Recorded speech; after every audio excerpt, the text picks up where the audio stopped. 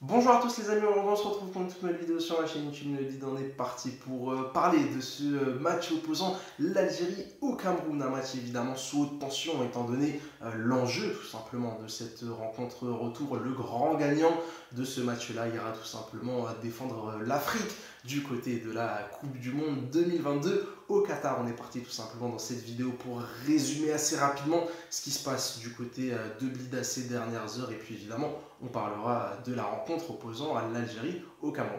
Alors on est parti du coup pour parler de ce qui se passe du côté du stade Mustapha Chaker, de ce qui se passe du côté de Blida. Vous l'avez déjà vu sur ma chaîne YouTube, il y a un vlog qui est sorti il y a quelques heures. Les gens se sont tout simplement déplacés de très loin, les gens se sont tout simplement levés très tôt pour obtenir le précieux sésame. Le voici, le précieux sésame qui permet tout simplement aux supporters d'accéder au stade. Alors évidemment qu'il n'y en aura pas pour tout le monde, je l'ai déjà dit, évidemment que ce billet-là, voilà, je le prends vraiment comme ça parce que c'est extrêmement précieux, Alors le prix annoncé de base était tout simplement de 500 dinars. Vous imaginez bien que voilà, dans tous les événements de ce type-là, il y a beaucoup de spéculation, les gens en ont acheté beaucoup et sont tout simplement en train de les revendre à droite, à gauche. Et aujourd'hui, sur le marché noir, on est tout simplement en train de se retrouver avec des billets qui valent 10, 15, 20 fois leur prix initial. Évidemment, ça représente une énorme fortune pour les supporters algériens qui ont envie de pousser et de supporter cette équipe du côté du stade Mustapha Chaker. Moi, je remercie évidemment Rachid qui m'a permis d'obtenir ce précieux sésame. Je vais évidemment être présent du côté du stade Mustapha Chaker pour vous faire vivre de l'intérieur cette rencontre face au Cameroun. Il y a d'ailleurs Jamel Belmadi qui en a parlé, un des supporters. Il a dit ils vont aller se battre pour aller chercher cette qualification parce qu'il sait que les supporters ont énormément souffert. Honnêtement, voilà, j'ai vu des supporters qui ont fait 500, 600, 700 km qui sont en train de dormir en ce moment même où je parle dans un parc en attendant justement cette rencontre face au Cameroun qui voilà, ont sacrifié 2-3 jours de sommeil pour pouvoir supporter cette équipe. Il faudrait évidemment à l'avenir essayer d'améliorer l'accès au stade, d'améliorer l'accès à la billetterie. C'est quand même assez incompréhensible qu'en 2022 ce soit autant chaotique d'obtenir un billet, mais il faut aussi comprendre qu'il y a énormément de ferveur derrière cette équipe nationale et c'est surtout ça qu'on va retenir, hein. C'est l'amour de tout un peuple pour cette équipe et pour espérer évidemment se qualifier à cette Coupe du Monde du côté du Qatar. Alors on est parti du coup pour parler de ce match face au Cameroun. On va un peu aussi parler sportif. Forcément dans cette vidéo je vais tout simplement vous donner ma composition d'équipe idéale selon moi pour essayer d'obtenir ce précieux sésame et aller participer à cette prochaine Coupe du Monde du côté du Qatar. Avant de parler de ma compo, on va tout simplement parler de la suspension de Rami Ben Sebaini et de l'arrivée de Saïd Ben Ahmad du côté du groupe, du côté de Sidi Moussa en renfort. Alors c'est vrai que beaucoup de personnes ont été quand même assez étonnées de voir Jamel Belmadi récupérer plutôt Saïd Ben Arama, mais je trouve ça plutôt logique et complètement logique même, parce que pour moi si Belmadi avait plutôt récupéré un arrière gauche, un défenseur à la place de Rami Ben Sebaini, ça voulait dire tout simplement que Belmadi n'avait pas préparé son match, que Belmadi n'avait pas compris que Ben Sebaini pouvait éventuellement prendre un carton jaune, donc il n'avait pas réfléchi au préalable à cette éventualité. Donc je trouve ça logique de voir Benrahma qui est appelé. Encore une fois, on a un arrière gauche qui s'appelle Lawafi qui va potentiellement jouer sa première sélection en équipe A du côté du stade Mustapha Chaker, dans ce qui sera déjà le match le plus important de sa carrière. Voilà, pour moi il n'y a pas de souci à ce niveau-là. Benrahma qui est appelé en renfort.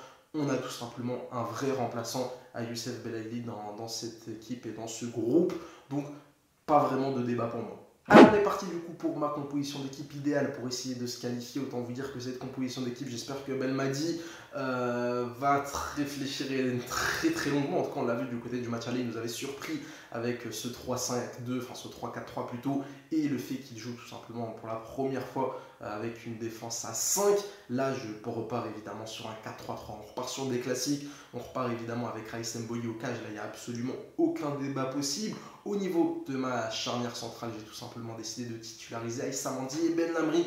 Je sacrifie malheureusement Bedran qui, dans une défense à 4, pour moi ne peut pas passer devant Ben Lamri, pour moi ne peut pas passer devant Mandi. Maintenant évidemment dans les prochains mois, peut-être qu'il réussira à grappiller une place dans la hiérarchie et à s'imposer dans cette charnière centrale. Mais voilà, pour moi, je pars tout simplement avec Mandi et Ben Lamri. Au niveau des latéraux, j'ai quand même pas mal hésité. Alors là, Wafi au poste d'arrière gauche, ça me paraît quand même plutôt logique. Mais au poste d'arrière droit, je me suis dit, est-ce qu'on titularise Youssef Attal qui offensivement apportera beaucoup plus, ou est-ce qu'on privilégie entre guillemets la sécurité avec un Ben Ayada qui défensivement assurera nettement plus. Et j'ai décidé de prendre la continuité et de prôner la continuité et de titulariser tout simplement Ben Ayada au poste d'arrière droit avec pourquoi pas un Youssef Attal qui entrera en cours de match. Au milieu de terrain, on en a évidemment 3 et là j'ai tout simplement décidé de partir avec Ismaël Benasser au poste de Régista, au poste de Sentinelle avec tout simplement Zerlourier et Bendebka pour l'accompagner. Bendebka qui sera là évidemment pour agresser les joueurs du Cameroun, pour aller grappiller des ballons, gratter des ballons, stopper les contre-attaques. Et puis voilà, Benasser à ce poste de numéro 6, je pense que ça peut largement le faire pour organiser le jeu. Et puis Zerouki sera un peu plus libéré offensivement. Ça devrait tout simplement lui permettre de prendre sa chance de loin, de se projeter un peu plus et de faire parler ses qualités offensives de façon un peu plus libérée. Et puis derrière, sur le trio offensif, on repart exactement sur le même que face au Cameroun lors du match aller. Riyad Mahrez au poste d'ailier droit, Youssef Belaïli à gauche et puis évidemment notre goléador, notre serial buteur Islam Slimani en attaquant de pointe. Voilà du coup pour ma composition d'équipe idéale, j'ai pas mal hésité. Est-ce que Ferrouli est prêt? Est-ce qu'on partirait pas plutôt avec Guedjoua au milieu de terrain? Est-ce qu'on partirait pas avec la même équipe qu'au match aller? Moi je pense que l'Algérie a besoin de faire le jeu, l'Algérie a besoin d'avoir des certitudes offensives et l'Algérie ne doit pas démarrer le match et se dire on mène d'un but, donc on va essayer de tenir ce score là pendant toute la rencontre. Je pense que ce serait une grossière erreur. L'avantage il est super fin, voilà, ça se joue à un penalty, ça se joue à un coup de pied arrêté, ça se joue à une frappe de loin détournée, donc tu peux pas te reposer sur ce petit but et sur ce bon résultat acquis à l'extérieur.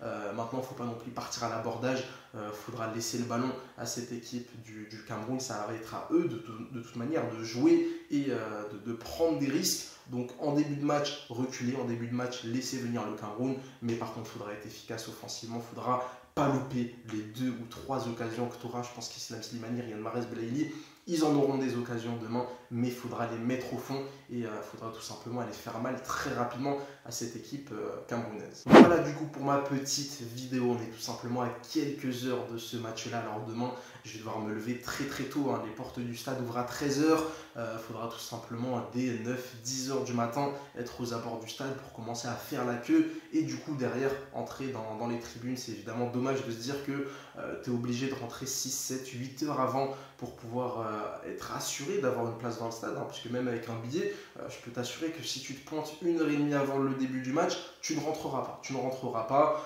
le stade sera déjà archi complet, donc c'est malheureux. C'est malheureux vraiment la gestion des supporters. Je trouve que on est au bord du fiasco. On va évidemment attendre de voir le match de demain, mais à quelques heures du début de la rencontre, on est vraiment au bord du fiasco avec la gestion des supporters. Mais peu importe, on sera évidemment présent au stade pour aller supporter cette équipe et espérer les voir se qualifier au mondial du côté du Qatar. Si cette petite vidéo vous a plu, n'hésitez pas à mettre un petit like et à vous abonner pour ne pas louper les prochaines. N'hésitez pas à me donner vous aussi en commentaire votre 11 idéal pour affronter cette équipe du Cameroun. Et n'hésitez pas à me suivre sur Twitter pour tranquillement parler football. Allez, ciao ciao.